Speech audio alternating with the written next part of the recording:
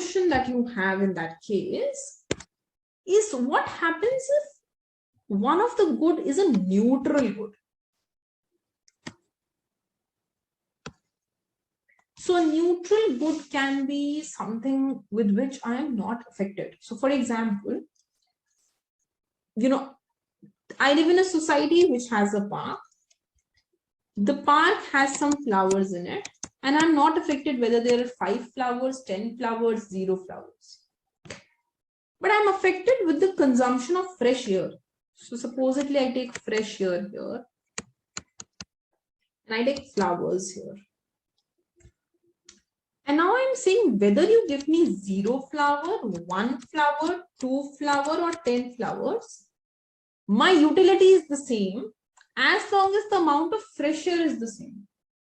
So if fresh air is, maybe if I measure it in some value, so if fresh air is, let's say 40 in some units, as long as it is 40, whatever be the flowers, I'm not affected.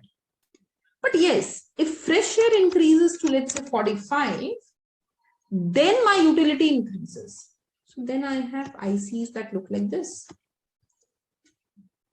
That my IC goes to a higher IC, my utility increases only when fresh air increases, and along all these values,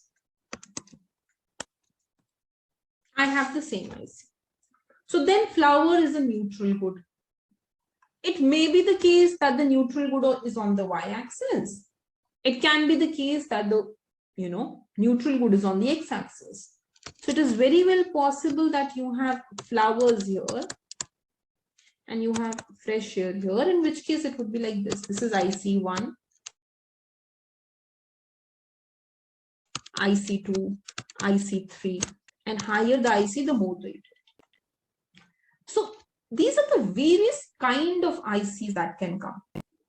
So coming back to the point that I was making, if one of your indifference curve is like this and the other indifference curve is like this, they're very, very different. This is both the goods are good goods, but cannot be consumed together. This is both the good are bad good. This is what we have here. This one. In very, very extreme scenarios, in the question, they will actually make this for a max function. If it is given, we cannot do anything. Otherwise, we plot the two very differently. Okay. So now I still have many utility functions that are to be done, and many DSC questions based on that are to be done. In the next class, first of all of you have to try this question. Min of AX plus AY plus max of XY for A less than 1. And you have to post your answers in the group. That's the first thing. In the next class then, I will go ahead and do quasi-linear preferences, and I will introduce you to few more DSC past year questions. And then on, maybe Friday, I will spend my entire lecture to explain you what is lexicographic preferences. One of the favorite questions of DSC, they will definitely ask an exam somewhere or the other. So we will also spend a day on understanding lexicographic preferences. One of your other batches have already given the test this Sunday. I expect you to give this test the coming Sunday.